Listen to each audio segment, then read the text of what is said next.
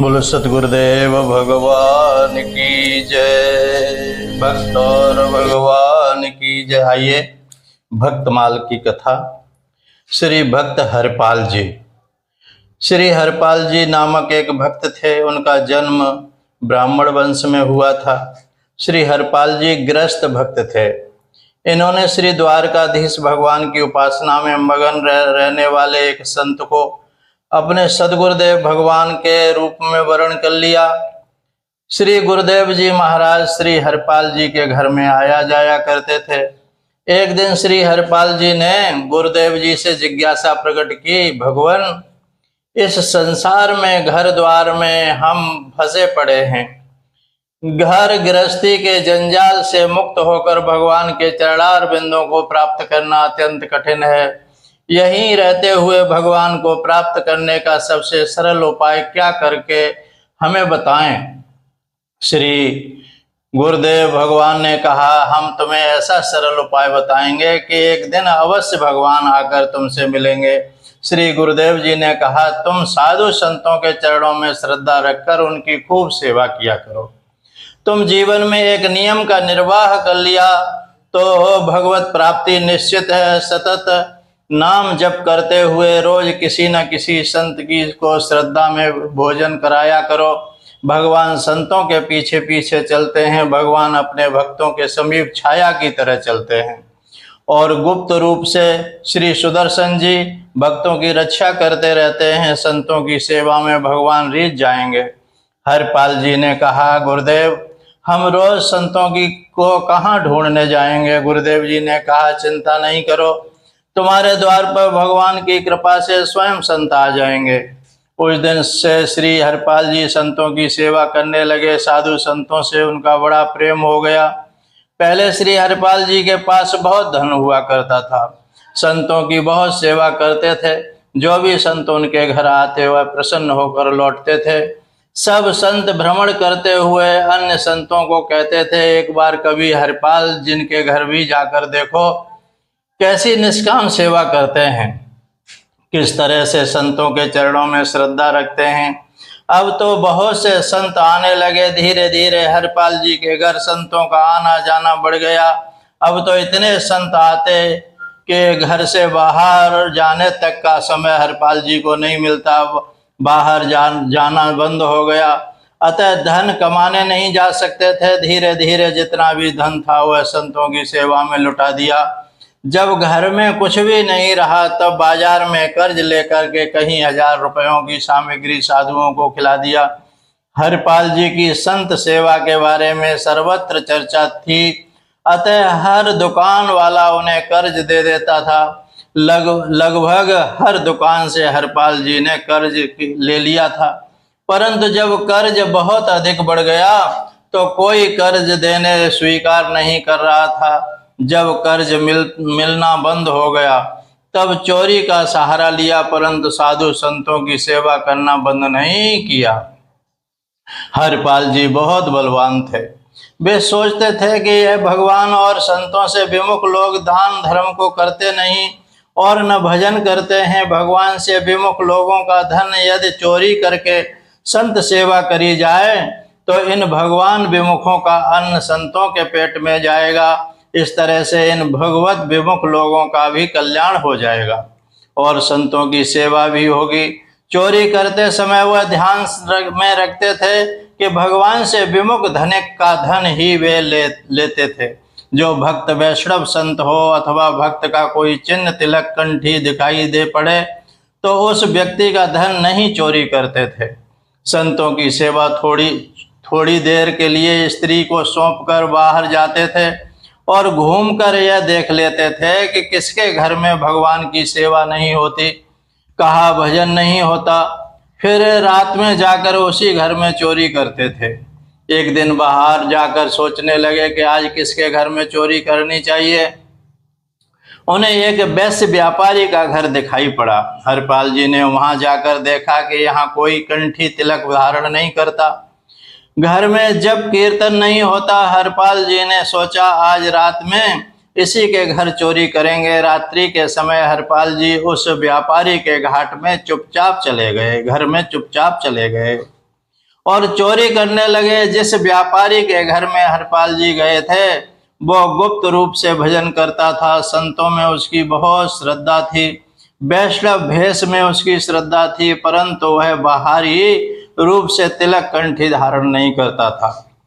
वह यह भी जानता था कि हरपाल जी संतों की सेवा के निमित्त चोरी करते हैं, परंतु कंजूस होने की वजह से कभी हरपाल जी की सहायता नहीं कर पाया। हरपाल जी रात में जब उसके घर पर चोरी कर रहे थे तभी थोड़ी ही आवाज हुई। व्यापारी की बेटी नींद से जागी और पिताजी को भी नींद से जगाया। व्यापारी की बेटी ने कहा, पिताजी लगता है घर में कोई चोर घुस गया है। हरपाल जी एक जगह छिप गए।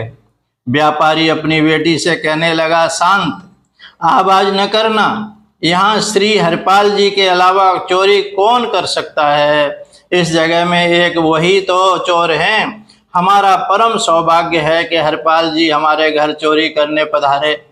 कंजूसी के कारण हम उन्हें धन तो कभी दे नहीं पाए, परंतु अब हमारा भी धन संतों की सेवा में लगेगा। तुम जाकर शांति से सो जाओ, नहीं तो संतों की सेवा में विघ्न होगा। वह दोनों जाकर सो गए, परंतु हरपाल जी ने उनकी सब बातें सुन ली। हरपाल जी रोने लगे और पश्चाताप करने लगे कि यह व्यापारी संतों में कैसा भाव रखता है। अब घर घर चोरी करना भी सही नहीं लगता। पता नहीं कौन गुप्त भक्त हो और हमें अपराध लगे। मन में बहुत गिलानी हुई और निश्चय किया कि आज के बाद रात्रि के समय किसी के घर चोरी नहीं करूंगा। जिस चादर में चोरी का सामान ले जाते वह चादर भी हरपाल जी ने उस व्यापारी के घर छोड़ आए। व्यापारी जान गया कि यह चादर संत हरपाल जी की है। प्रसाद रूप में उसने उस चादर को स्वीकार किया और मस्तक से लगा लिया। सतत नाम जप और संत सेवा हरपाल जी सिद्ध महात्मा हो गए थे। जैसे ही वह चादर व्यापारी ने अपने मस्तक से लगाई, उसके शरीर में आनंद की एक लहर सी दौड़ गई। पूर्व में वह संत और भगवान में श्रद्धा रखता तो था, परंतु प्रत्यक्ष सेवा कभी नहीं करता था। उसकी बुद्धि ऐसी निर्मल हो गई कि वह भी संतों की सेवा में लग गया। तब से चोरी छोड़कर हरपाल जी अभक्तों को पहचान कर लूटपाट करने लगे। एक भाला लेकर जंगल में वाले रास्ते पर खड़े हो जाते। हरपाल जी बड़े बलवान संत थे। वो मार्ग में देखते रहते कि कौन राम कृष्ण और भगवान के नाम नहीं लेता, उसी को लूट लेते। एक दिन कुछ लोग उस रास्ते में जा रहे थे। हरपाल जी ने उनके गले पर भाला रख दिया और कहा कि जितना धन है सारा हमें दे दो। उनमें से एक व्यक्ति डर गया और उसके मुख से निकल गया, हे द्वारकाधीश, हे विठलेश, हे कृष्ण। हरपाल जी भगवान का नाम सुनते ही पीछे हट गए और उन्हें छोड़ दिया। उन लोगों ने सब तरफ यह प्रचार कर दिया कि जंगल के रास्ते से जाने वाले सभी भगवान का नाम गाते हुए जाएं, उन्हें हरपाल जी से कोई खतरा नहीं होगा।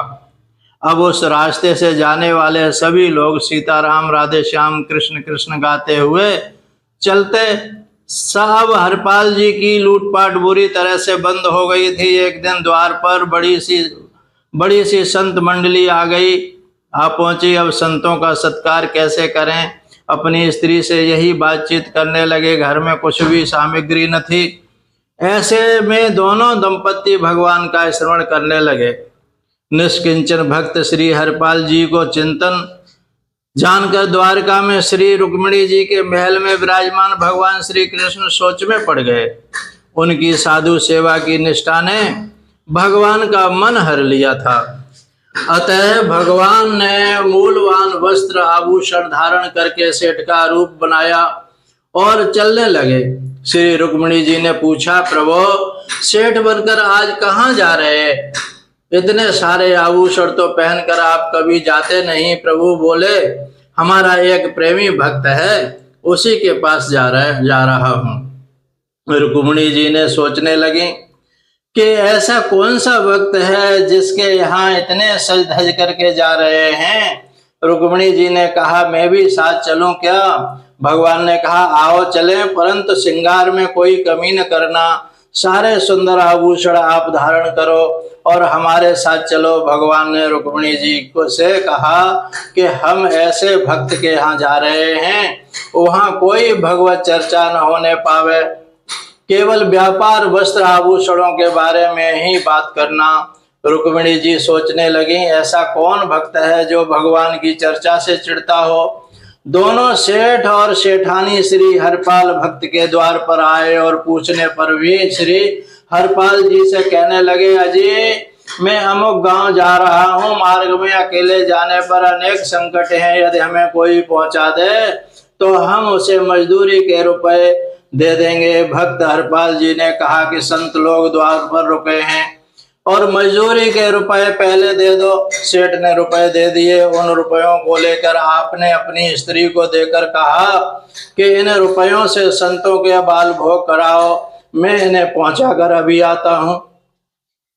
जंगल में जाकर सेठ के पास बहुत सा धन देखकर श्री हरपाल जी मन ही मन अति प्रसन्न हुए। श्री हरपाल जी ने ध्यान देकर देखा कि उनके गले में माला और मस्तक में तिलक नहीं है। ये वैष्णवों का सा आचार नाम उच्चारण आदि भी नहीं कर रहे हैं। इनके शरीरों पर अति मूल्यवान इतने आभूषण हैं तो घर में सोना चांदी जवाहरात के भंडार भरे होंगे। ऐसे में यदि मैं यह सब छीन लूं तो कोई विशेष हानि नहीं होगी। सेठ सेठानी भी केवल घर व्यापार की बातें ही करते रहे। एक स्थान पर रुककर श्री हरपाल जी दोनों से बोले तुम्हारे पास जितना सामान है सब साधु संतों के निमित्त न्यौछावर अपने शरीर से उतार कर डाल दो, नहीं तो पिटोगे। उन दोनों ने सब कुछ उतार कर डाल दिया। श्री रुक्मिणी जी अंगुली में एक छल्ला था, वह उनसे नहीं निकला। तब श्री हरपाल जी अंगुली मरोड़ कर उसे निकालने लगे। तब वे बोली अरे तू तो बड़ा ही कठोर है, ते मेरी उंगली टूट जाएगी, इस छल्ले को छोड़ दे। रुक्मिणी श्राप देने के लिए तैयार हो गई। भगवान ने रोका। भगवान ने कहा मैं तुम्हें छोड़ सकता हूँ, अपने भक्तों को नहीं छोड़ सकता। यह मेरा भक्त है। भगवान द्वारकाधीश रूप में प्रकट हो गए। साथ में रुक्मिणी जी भी अपने स्वरूप में आ गईं। अपना अनुपम रूप धारण कर लिया। उन्होंने भक्त को दिखाया। हरपाल जी के गुरुदेव की वाणी सत्य हो गई। हरपाल जी चरणों में गिर पड़े। आंखों में अश्रुपात हो रहा था। कहा मैं कितना दुष्ट हूँ, प्रभु कोई लूटने चला था, भगवान ने उठाया। तुम मेरे प्यारे भक्त हो, भक्तों में श्रेष्ठ हो। ऐसा कहते हुए भगवान ने हरपाल जी को छाती से लगा लिया। हरपाल जी बहुत बलवान तो थे ही, मजबूत थे। भगवान द्वारकाधीश और रुक्मिणी जी को अपने कंधे पर बिठा करके अपने घर आए और संतों को भी दर्शन कराया। फिर माखन भगवान द्वारकाधीश और रुक्मिणी हरपाल संतों को भोजन कराकर हरपाल जी ने भगवान को भी प्रसाद पवाया। जब कोई भक्त जीवन में कोई नियम लेता है तो उस नियम के दृढ़ता की परीक्षा अवश्य होती है, और यदि वह उस नियम का किसी भी परिस्थिति में त्याग नहीं करता तो भगवान की प्राप्ति सहज हो जाती है। गुरुदेव जी के द्वारा दिया हुआ नियम हरपाल जी ने कभी नहीं छोड़ा। कैसा भी दुख आया परंतु संतों की सेवा करते रहे। बाद में भगवान ने हरपाल जी की संत सेवा से प्रसन्न होकर उन्हें अपार धन दिया और वह धन से जीवन भर संतों की सेवा करते रहे। अंत में द्वारकाधीश में समा गए। बोलो भक्त और भगवान की जय। बोलो सद्गुरुदेव भगवान की जय। जय श्री कृष्ण, जय श्री राधे श्याम।